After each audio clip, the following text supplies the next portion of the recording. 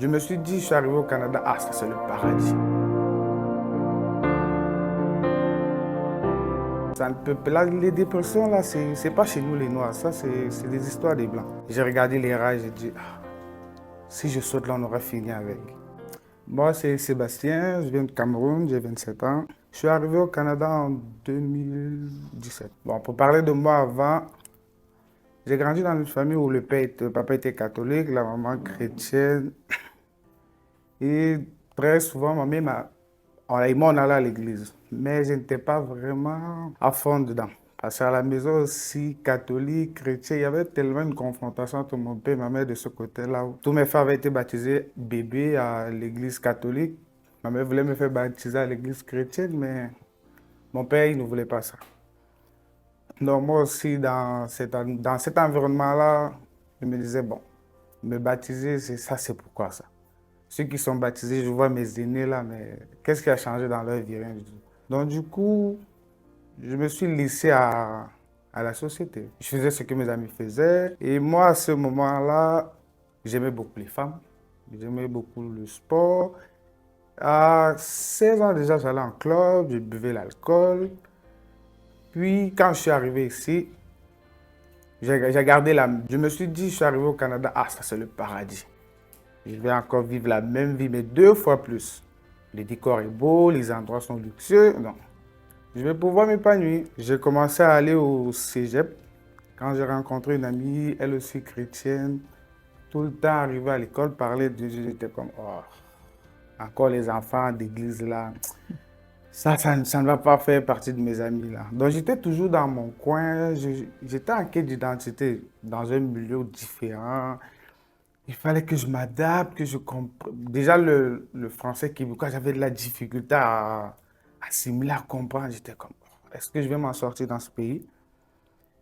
Puis un jour, il y a eu comme des disputes du côté famille.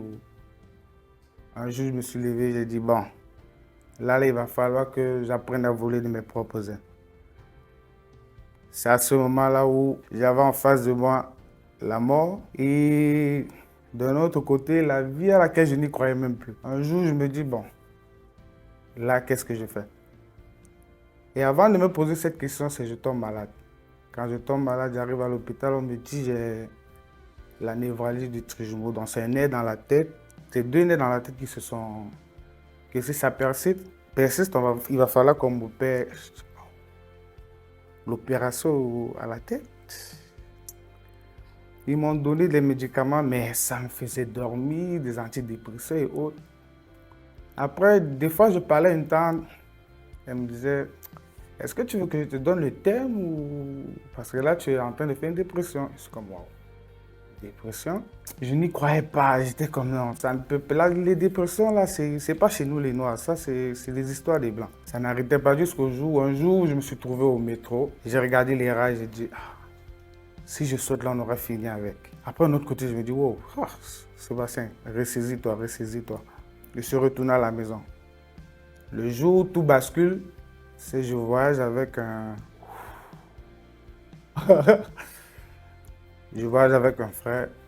On arrive à...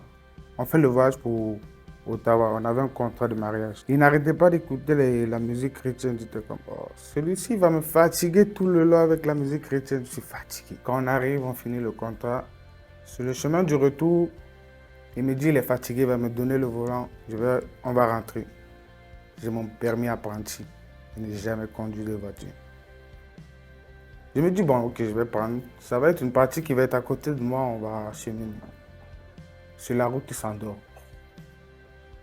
Il est 2 heures du matin, il pleut. Je suis comme, ah, Seigneur, qu'est-ce qu'il dort ou... J'essaie de le réveiller, mais rien. Du coup, c'est sorti comme ça. Ah, Seigneur, accompagne-nous jusqu'à la maison. Et sur la route, il y avait la chanson de mon meilleur ami. La partie qui attire mon attention, c'est quand il dit « Personne ne pouvait me comprendre ». Personne ne peut te comprendre. Les paroles étaient tellement profondes où, quand j'arrive à la maison, mon téléphone d'habitude en mode ne pas déranger à partir de 22h, ça veut dire si tu m'appelles une fois, je ne reçois pas de notification. Tu envoies un message, je ne reçois pas. Mais direct quand j'arrive dans la maison avant de dormir, mon téléphone vibre. Il est 2 heures du matin, mon téléphone vibre. Je prends mon téléphone, je regarde. C'est Philippiens, je ne me souviens pas du verset, mais qui disait « Demande à Dieu tout ce que tu veux et lorsque tu le fais, fais-le avec un cœur reconnaissant. » Je dis « Ah. » Donc, des fois je prie, mais qu'est-ce qu'il manque pour qu'il m'écoute? Qu'est-ce qu'il faut vraiment pour qu'il m'écoute? Tous les jours, je demande, ah, Sébastien, c'est la reconnaissance déjà que tu n'as pas. Contrairement à d'autres, tu as encore envie. Contrairement à d'autres, tu arrives à manger, tu arrives à faire ci. Arrête de demander, sois d'abord reconnaissant. Je suis passé par la reconnaissance jusque-là à rien. Quand je rencontre ma femme un jour, elle me dit, ah, toi là, ça ne te tente pas de te baptiser. Je dis, ah, me baptiser, ça c'est encore les histoires. De quel baptême? Avant de me baptiser, je me suis baptisé à NCI. Il fallait passer par l'étape du pardon. Il fallait regarder un frère en face et penser à la personne qui t'avait fait le plus de mal et demander pardon à sa place. Ça c'était la chose là. J'avais l'impression de mourir là. Je me suis dit, ah, Seigneur, demande-moi tout sauf ça. C'est moi qui devrais demander pardon. Quand je me suis levé, après avoir demandé pardon, je suis arrivé à la maison.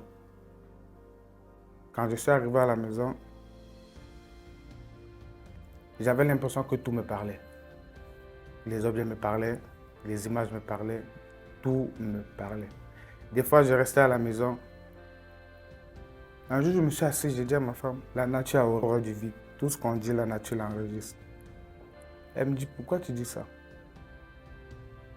Je dis, je suis passé par ci, ça, ça. Mais on dirait, il aurait fallu que je passe par ça pour que je comprenne réellement c'est quoi la puissance de la parole.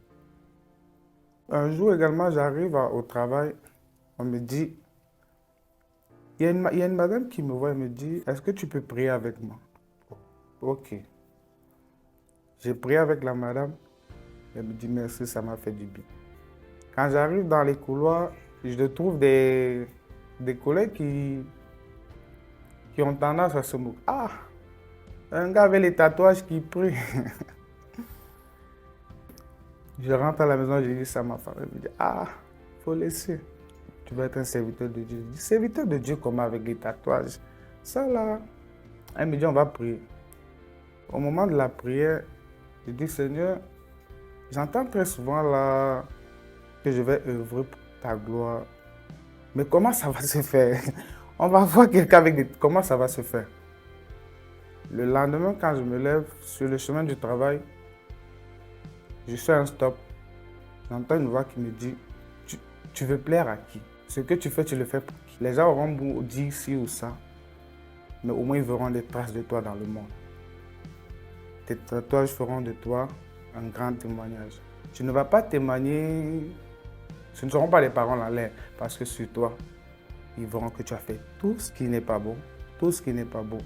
Mais il y a eu de la place pour toi dans le royaume.